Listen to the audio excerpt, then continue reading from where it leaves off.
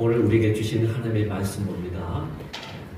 신약성경 갈라디아서 6장 1절에서 6절까지 말씀 보겠습니다. 형제들아, 사람이 만일 무슨 범죄한 일이 드러나거든 신령한 너희는 온유한 심령으로 그러한 자를 바로잡고 너 자신을 살펴봐.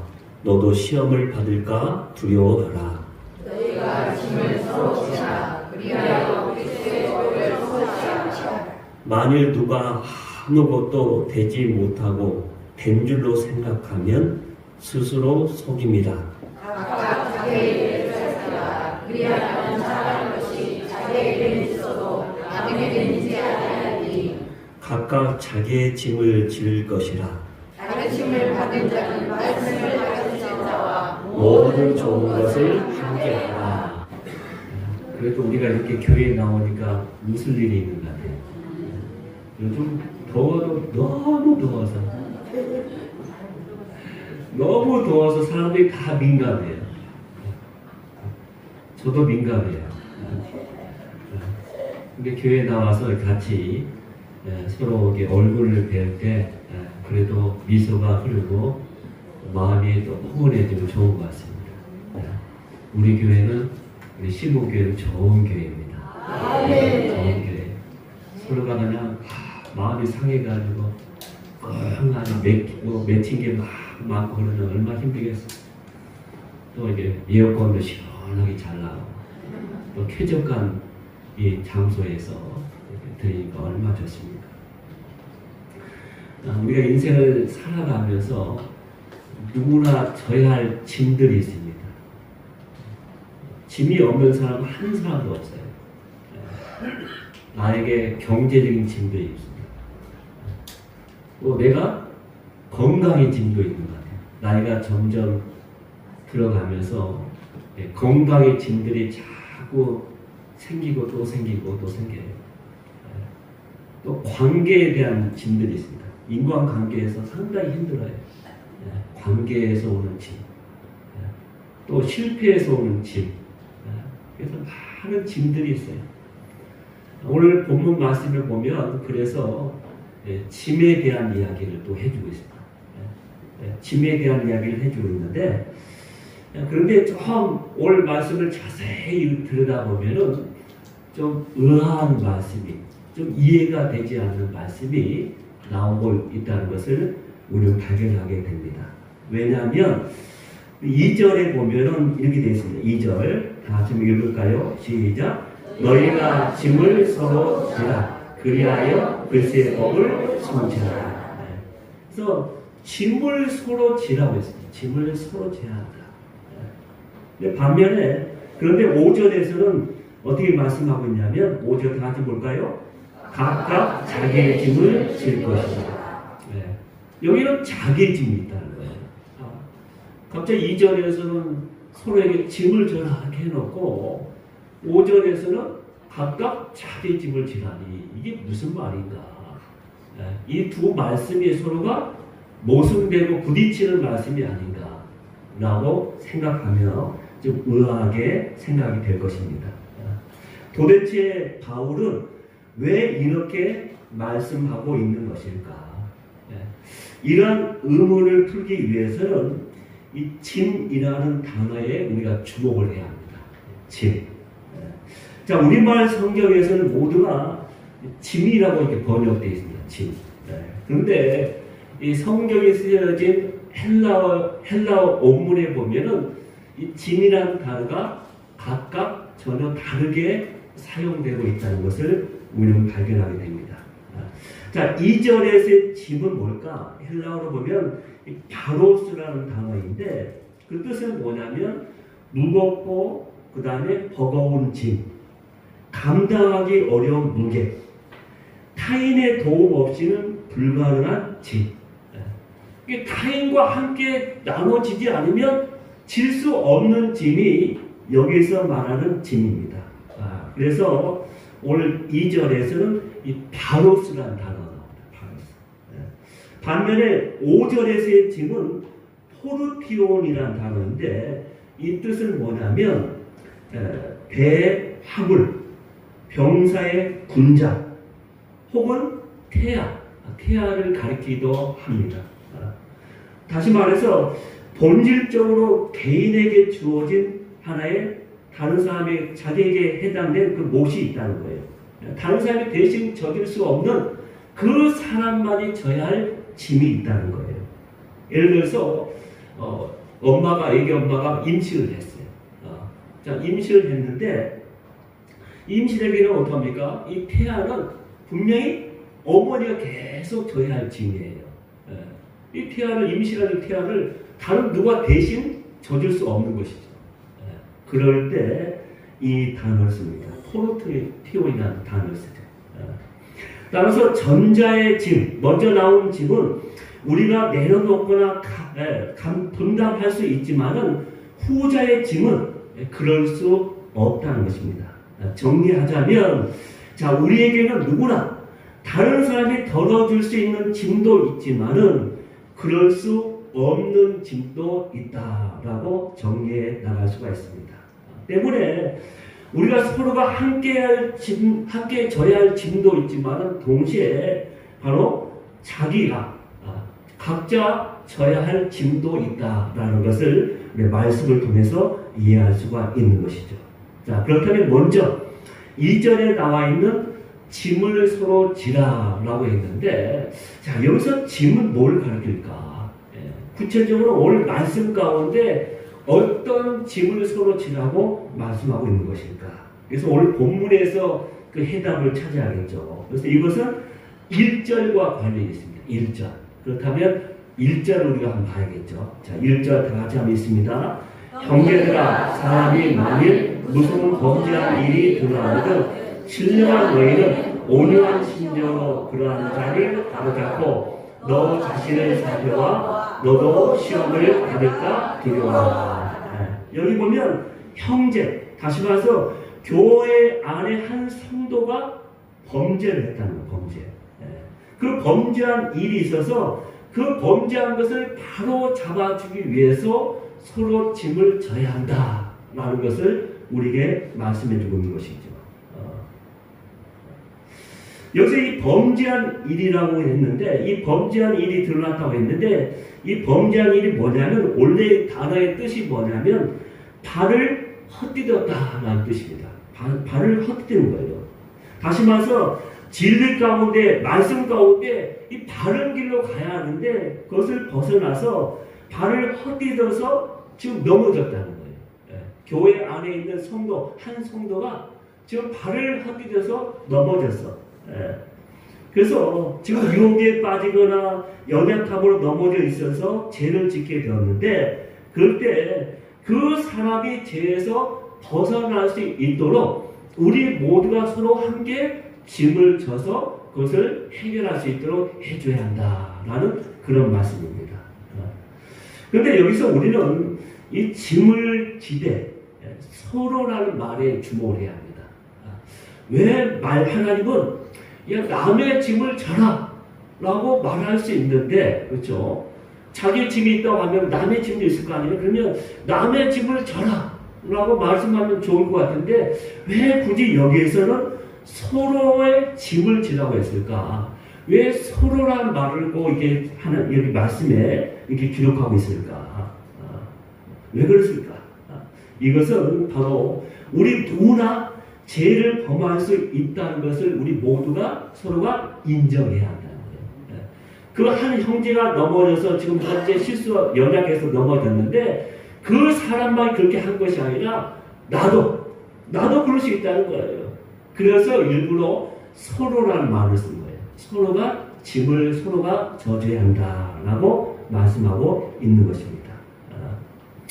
이 말은 죄를 범해도 괜찮다라는 뜻이 아니라 우리 모두는 연약한 존재이기 때문에 누구나 넘어질 수 있다는 것을 알면서 그래서 우리가 서로의 짐을 지라고 말씀하신 것입니다. 그러므로 교회에서 어떤 범죄한 일이 드러났을 때 교회는 율법적으로 내가 그냥 어떤 판단하고 정지하기보다는 그 사람을 우리가 함께 그 모든 것들을 해주는 게 필요하다. 물론 그렇다고 그냥 죄를 덮고 가자는 것은 결코 아닙니다. 죄를 덮을 수는 없는 거잖아요. 그러나 그가 그 죄에서 헤어날 수 있도록, 그가 그 모든 것에 구원할 수 있도록, 받을 수 있도록 우리 모두가 함께 기도해주고 짐을 져줘야 한다라고 말씀하고 있는 것이죠. 자, 그러면 어떻게 그 짐을 져야 하는가? 어떤 마음으로? 1절을 다시 한번 볼까요? 1절을 다시 한번 봅니다. 범죄한 일이 드러나거든 그 다음에 신기하죠. 신령한 너희는 온유한 심령으로 그런 자를 바로 잡고 계세요. 여기 보면 신령한 너희는, 교회 안에서 모든 성도들은 하나님의 성령의 인도하심 받은 가운데 살아가는 자들, 믿음 가운데 살아가는 자들, 이 신령한 자들은 세상과 다른 방법으로 그 일을 해결해야 한다는 거예요.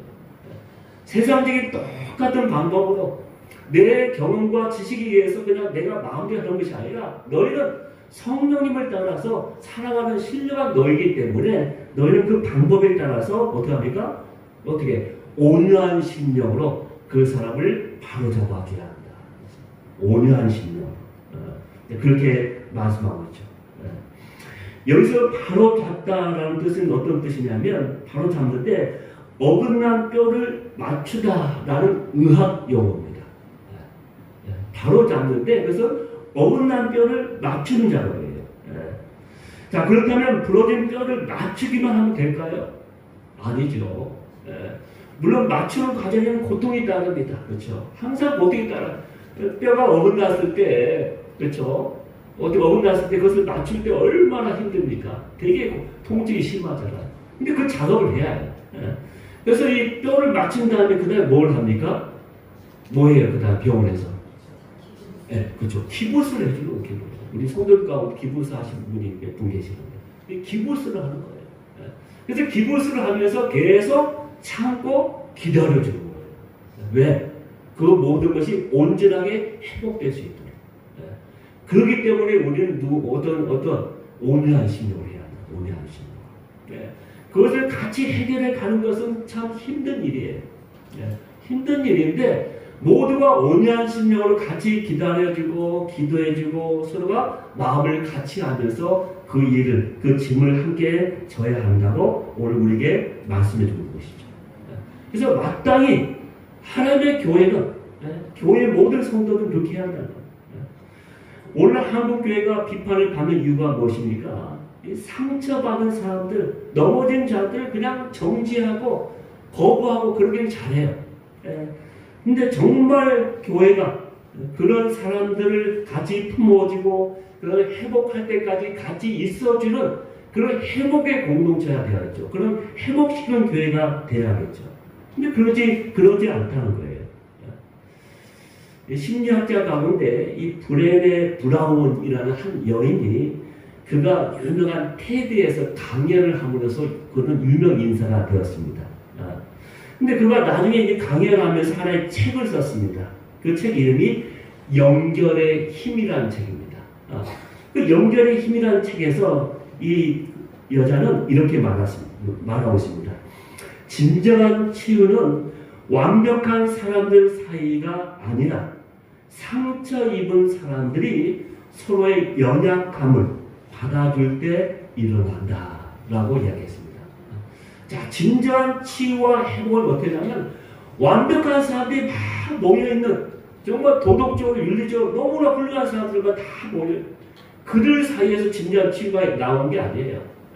진정한 치유는 뭐냐면 상처받은 사람들 저나 여러분이 다 상처받은 사람들이야.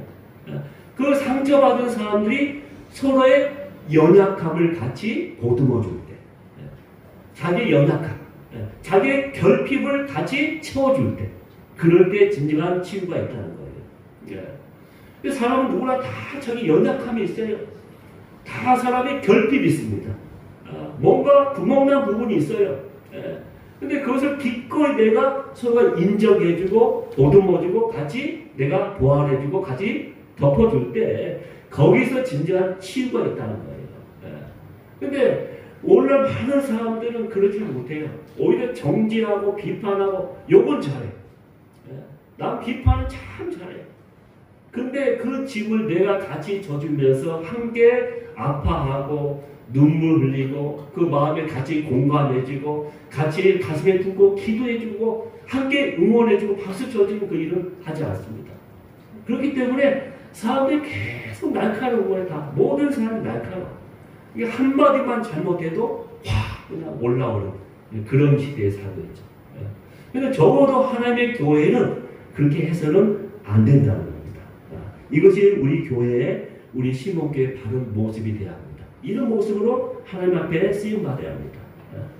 여러분 왜 우리가 이렇게 해야 합니까? 이렇게 해야 할 이유가 무엇입니까? 바로 2절에 그 이유를 말씀하고 있죠.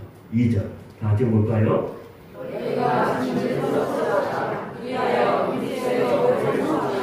네. 그리하여 뭘 성취하라? 글쎄 법을 성취하는 것이에요. 바로 이렇게 하는 것이 글쎄 법을 성취하는 거예요. 여러분 원래 그 당시에 짐은 누가 지는 거예요? 원래 짐은 누가 지냐면 종들이 집니다. 종. 네. 종들이 짐을 지게 돼 있어요. 종들이. 그런데 종들이 짐을 지게 되는데 이 종들은 특별히 내가 여기 오늘 말씀 보면은 범죄한 형제의 짐을 서로 진다는 것은 그 형제를 사랑해서 결국 내가 종노릇하겠다는 것을 말하는 거예요. 내가 그 사람을 사랑해서 기꺼이 내가 종노릇 해줄게 라고 하면서 짐을 져주는 것을 말씀하고 있는 것입니다. 여러분 사랑은 종의 태도 없이는 불가능합니다. 근데 저와 여러분들을 사랑하셔서 친히 종이 되어주셨고 죽기까지 우리의 모든 짐을 대신 져주신 분이 계십니다. 누구십니까? 바로 예수 그리스도십니다. 예수 그리스도는 친히 이 땅에 오셔서 그 모든 우리 모든 짐들을 다 져주신 종로를 하신 분이에요. 그렇다면 마땅히 우리도 서로 사랑으로 종로를 하는 것이 바로 주님께서 보여주신 그 사랑의 법을 내가 이룬 거예요. 성취하는 것입니다. 그렇기 때문에 우리가 서로의 짐을 져줘야 하는 겁니다. 여러분 좋은 교회는 완벽한 성도들이 모여서 사랑을 나누는 공동체가 결코 아닙니다. 이걸 기억해야 해요. 그런 교회는 이 땅에 없습니다. 그런 교회는 이 땅에 없어요. 다 허물이 있고 연약하고 그래서 실수를 하고 유혹에 넘어지기도 하는 모든 성도들이 다 모여서 서로 사랑으로 종로하여 서로의 짐을 져주는 교회, 그 교회가 좋은 교회예요. 바로 그리스도의 법을 성취하는 교회가 되는 것입니다. 우리 시목교회가 이런 교회가 되기를 주의 이름으로 축원합니다. 자, 두 번째로 그러나 바울은 오늘 본문에서 여기서 하나의 균형을 잡아주고 있다는 것을 오늘 기억하게 됩니다. 너희가 다른 사람의 짐을 지되 너 자신도 살피라 라고 말씀하고 있다는 것. 두 번째로 너 자신을 살피라. 어떤 우리 자신을 살펴야 합니까? 먼저 교만을 경계하라는 거예요. 교만을 경계하라. 3절 말씀 다시 한번 볼까요? 3절 다시 한번 있습니다. 만일 누가 아무것도 되지 못하고 된 줄로 생각하면 스스로 속입니다. 자기가 아무것도 아니야. 된 것도 아니야. 근데 된 줄로 알면서 자꾸 설치는 것. 그 교만. 그런 사람은 스스로 속이는 것이다. 간혹 우리가 다른 사람을 돕다 보면은 우리 스스로가 우월하다. 저 사람보다 좀 더 나은 위치에 있다. 라고 생각하는, 그렇게 착각하는 일이 가끔 있습니다. 그래서 예수님도 어떻게 말씀하셨습니까? 나의 눈 속에 있는 들보는 보지 못하면서 남의 눈 속에 있는 티만 바라본다고 했어요. 그래서 늘 우리는 겸손해야 합니다. 두 번째는 남과 비교하지 말고 하나님 앞에 서야 한다는 것입니다. 우리 4절 말씀 볼까요? 4절 다 같이 있습니다. 각각 자기의 일을 살피라. 여기서 살피라고 했는데 이 뜻은 뭐냐면 검증하다, 시험하다라는 뜻입니다. 다시 말해서 남과 비교하지 말고 하나님 앞에서 자기 마음과 사명을 점검하라는 거예요. 남을 볼 필요 없어요. 하나님 앞에 자신만 바라보면 되는 거예요.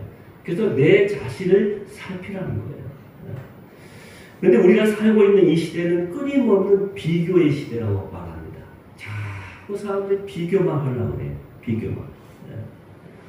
보건복지부 조사에 의하면 20대에서 30대 청년의 65%가 자꾸 SNS, 그런 카톡이나 SNS 그런 것을 통해서 자꾸 남과 비교하면서 우울증을 경험한다는 거예요.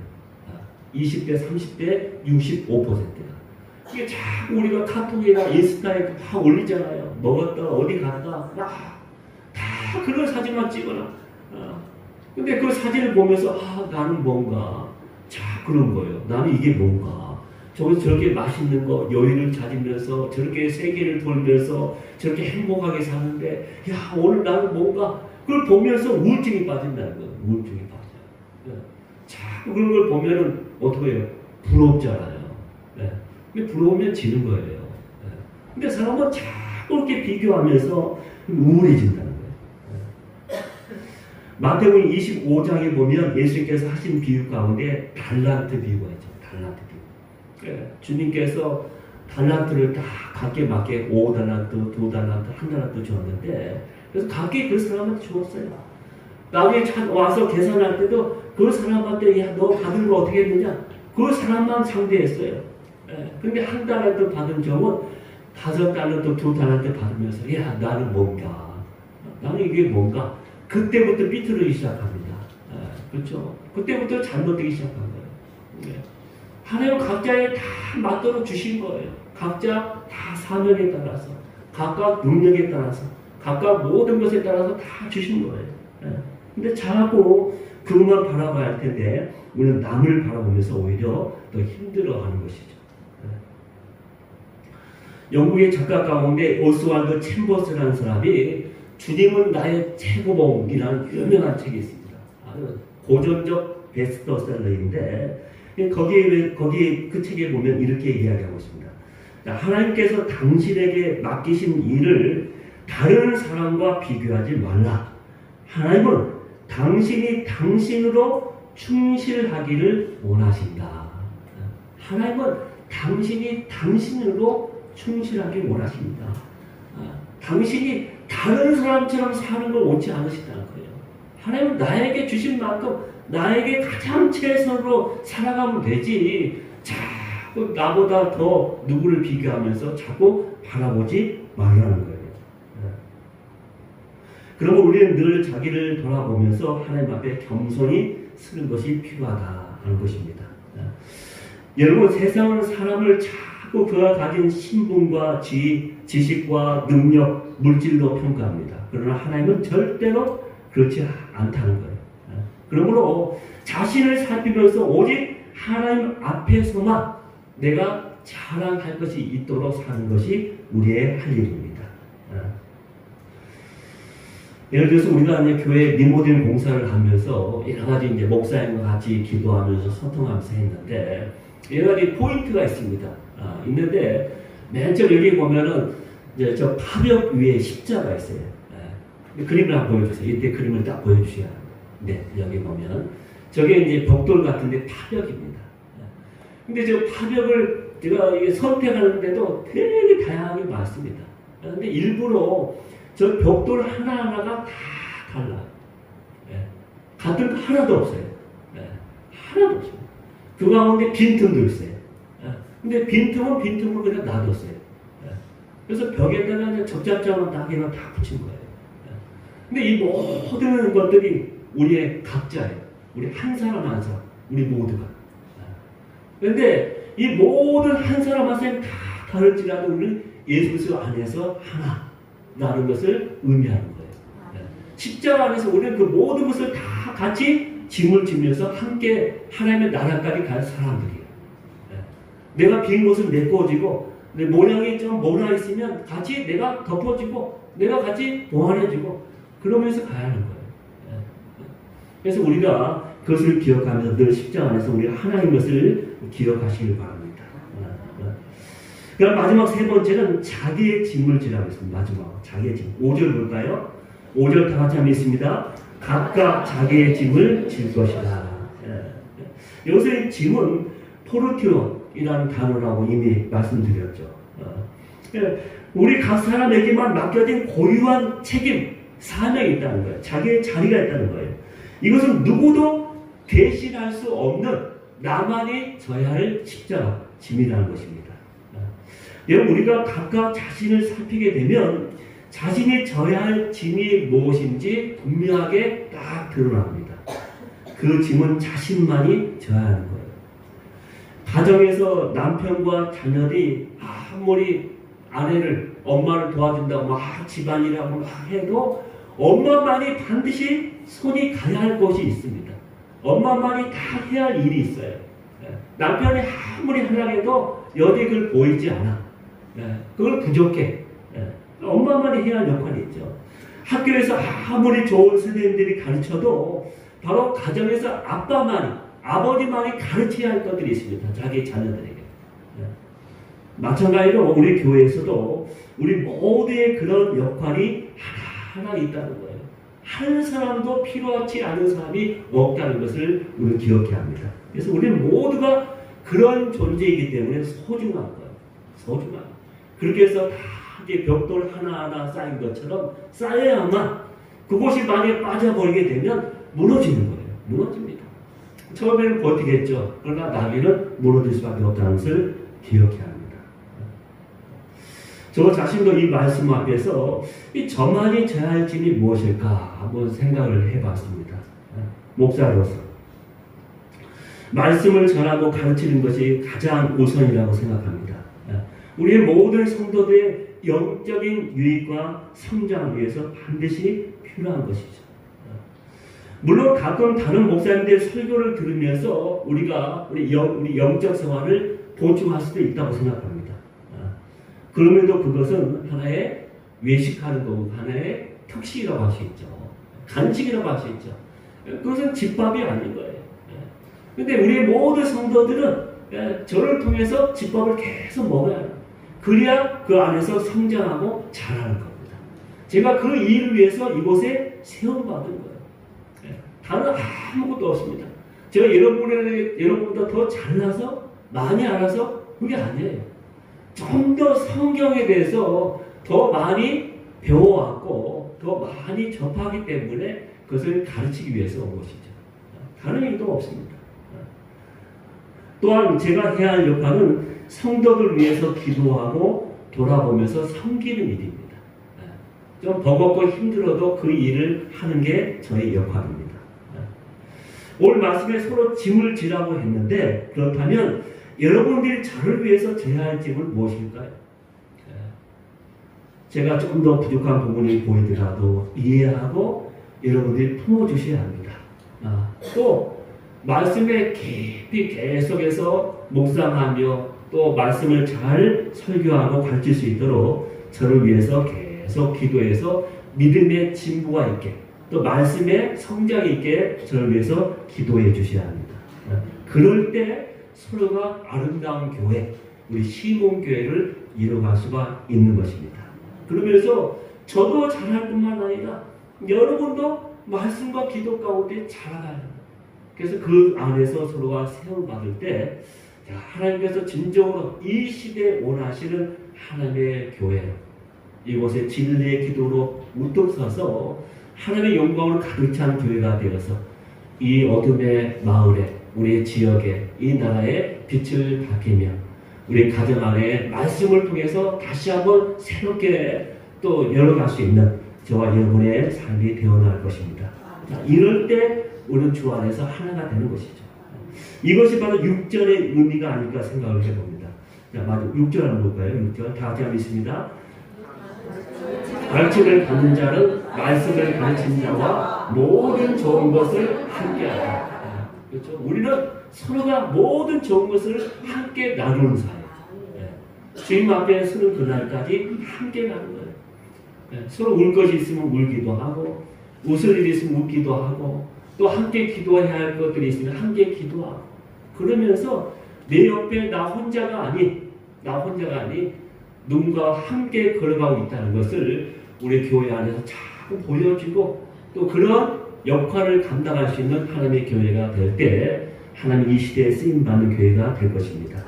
우리 신앙생활은 결코 혼자 할 수 없는 것입니다.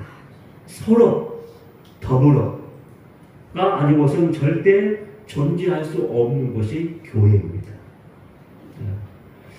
자, 한번 그림 볼까요? 그림 한번 보여주세요. 자, 저게 무슨 그림일까요? 네, 그렇죠. 축구인데 축구의 포지션을 이렇게 나타내는 그림이에요. 축구를 모두 몇 명이 합니까? 11명이 합니다. 근데 11명이 각기 맡은 포지션이 있어요. 네. 공격수는 공격수, 골키퍼는 골키퍼, 다 포지션이 있습니다. 네. 근데 손흥민 같은 아주 올드 클래스 같은 선수가 아무리 훌륭하더라도 모두가 공격수 11명만 갖고 결국 그 팀은 승리할 수가 없을 겁니다. 드림팀이 될 수 없는 거예요. 네. 공격수가 있다 하면 수비수도 있어야 하고 골키퍼도 있어야 하고 다 그런 거예요. 센터도 있어야 하고 다 있는 거예요. 그 각각 자 역할을 잘 감당할 때 그리고 그렇죠?